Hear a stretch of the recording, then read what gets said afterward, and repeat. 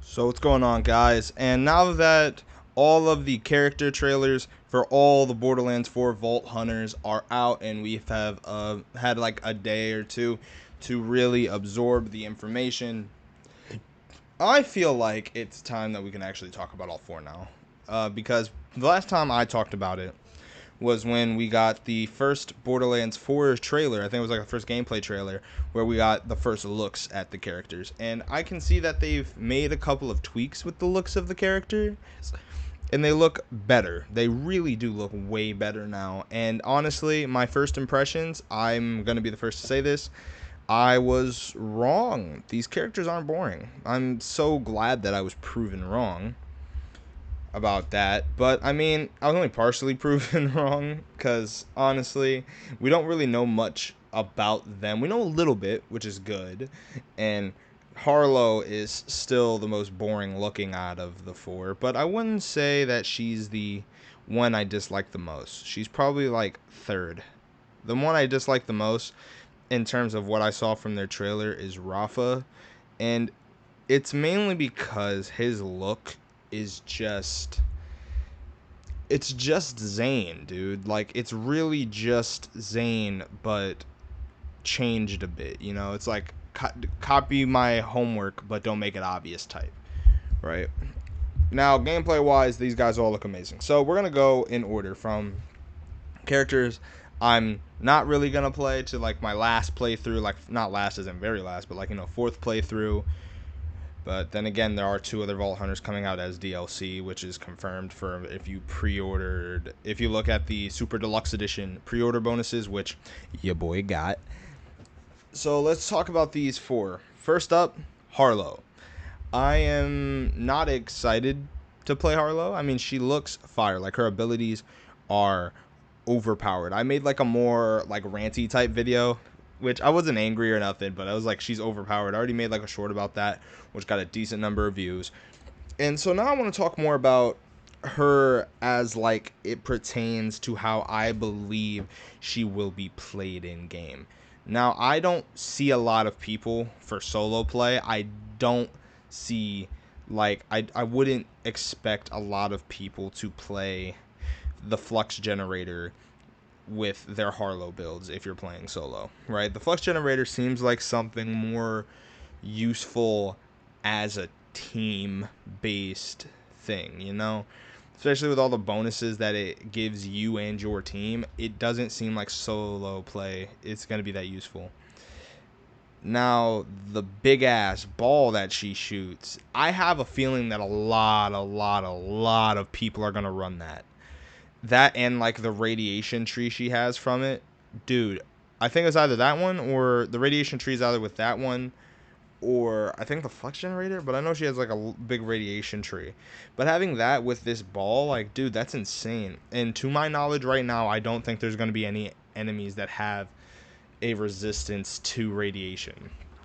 Now, I feel like her 0 point stuff people are gonna use because people used that with Amara when during her siren years, like of us with Borderlands 3. So I feel like 0 point's really going to be used by the people who want to feel that older, familiar siren playstyle because we've had this with Amara and then it started with Maya, right? So we're just going to have this familiar playstyle. So I really feel like Flux Generator is not going to be used a lot in solo, and I feel like if I personally made a character to play with my friends, because usually I do that. I usually have a play character that I go through the game with my friends with, and then a character I have solo for me to do my own thing with, experiment with builds and whatnot. Harlow might be my social character to play with my friends because that Flux Generator is super overpowered and super useful for team fights. I'm really hoping that the difficulty of the game um, is amplified, especially with how these characters look. Because as we go farther into this, holy shit, is this gonna start getting absolutely crazy. Now, number four is for me, not number four. So now next up for my number three pick for who I'm probably gonna play as for my third playthrough is Vex. Now, Vex seems to embody a lot of the traits of Flak from Borderlands 3, and I know this is going to sound crazy, but Jack Doppelganger from Prequel. And I feel like the animal stuff in the specters is such a cool play style. Personally, though, it's not my thing, right? I played Flak in 3. He wasn't my first choice, and I've have a plethora of different accounts, like different saves for Borderlands 3, and a large majority of them are Zane. I'm not gonna lie to you. And I think Vex, really, a lot of people are probably gonna hop on Vex, even if they're not like with that whole Siren playstyle, because she doesn't play like the other Sirens, right? Like personally, I didn't like Amara, but I liked Maya and Lilith because the whole thing about being a Siren is you start off weak, right? There's a lot of characters in Borderlands where you start off strong or with an ability that's strong and then you just keep getting stronger, or you adapt your action skill to fit the situations you find yourself in a lot, right? Big example is Krieg. You show up and you just start beating the hell out of things, and it's like you don't really need much else. Like, yeah, you get stronger, way stronger, but you already start out stronger. But then with the Maya, you start out weak and then you go to be like one of the strongest characters in the game, and it's amazing. And I feel like with that, a lot of people got turned off with that, because I did when I first started playing Borderlands. Is I didn't like feeling weak at the start and then going off and then earning my spot to be super strong. But I feel like with Vex's playstyle, especially since a lot of people gravitated to Flak because of the animal companion playstyle, and people like that with Gage as well with Borderlands 2, that I feel like a lot of people who have never touched a Siren are going to play Vex. Me personally, before, like when First Impressions first came out, right? When we first had the first Borderlands trailer, before all these other character trailers and gameplay overviews, Vex was going to be my choice, because we already knew what Vex was going to do, because she was the first person they talked about. Vex was definitely my first choice. It's definitely changed now, obviously, but she was definitely my first choice. So now we're on to number 2. Number 2 is Rafa. Rafa is your classic soldier. I feel like Rafa is a mix of all the best parts of Zane, Mose, and Axton, right? And a little bit of Salvador with the dual wield thing that he has with the cannon. Now, personally, you're probably wondering, why is he going to be my second? Well, it's because I don't really want to play him. Like, I want to play him, don't get me wrong, I really do. It's just that I feel like his play style would be a little like simple, and that's the whole point of a soldier class, right? It's supposed to get the new players into the game so they're familiar with the mechanics, and then they try out the more complicated characters. That's the whole reason why we have the soldier class and why it is so integral to Borderlands as its identity. Now, the thing is, real talk, his like action skills to me aren't that enticing, and personally he has the least enticing action skills out of all the Vault Hunters. The only reason why I'd have him as my second, even though I just said that his action skills aren't that enticing, is because I feel like I would enjoy his playstyle. Yes, it's simple, I know what I said, but I feel like I'd really have fun, right? I really would have fun playing Rafa, especially since a lot of his action skills, not action skills, a lot of his skill points would go into things like a lot of his skills are speed, accuracy. Like, he's gonna be like Zane, and I love Zane. Zane is my favorite Vault Hunter. He's honestly my favorite Borderlands character, right? I love Zane, so knowing that he's kind of like Zane adjacent is what really put him at my 2. Now, for the number 1 spot, it's got to be Amon. Like, Amon is so unique, right? They took the Berserker class and overhauled it significantly. You have, like, honestly, we're going to talk about, like, the shield action skill thing. I feel like I'm not going to use that, and I don't think a lot of other people are going to use that in solo for the same reason I said people aren't going to use the flux generator in solo. Because honestly, personally, and this is apparently I'm in the minority here, I didn't like playing Athena because I didn't like the shield. Her action skill was lame to me. I didn't like it. Right? I know I'm in the minority here, but I really didn't like it. Now, the other stuff, like with the onslaughter gauntlets and the axes and the swords, like I'm hoping we get to tweak the elements, because if I have an axe of ice and fire but I'm fighting enemies that are like heavily armored and stuff, and I can't have like a corrosive axe or something like that, or like radiation, right? I'm gonna be a little upset.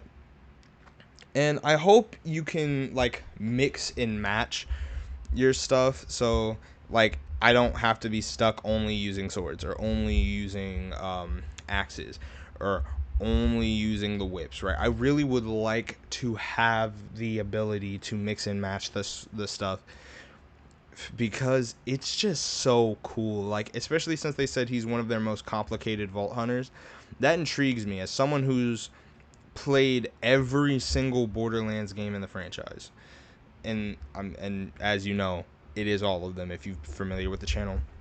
Hearing that, especially with what we've had previously with Wonderlands, where that game was the most complicated Borderlands game of all time, having a character more reminiscent of that Wonderlands like playstyle, where you have to be super specific with how you want to play the game with Amon, to me is super enticing.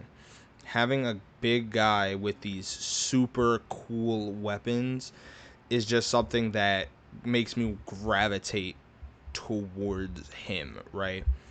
And I feel like a lot of other people will too. There was a poll I saw this morning about who are you playing day one for Borderlands 4. Now, I know YouTube polls aren't the best. They only had like 964 votes at the time that I saw it, but it was pretty cool. The number one spot by a slim margin was Amon.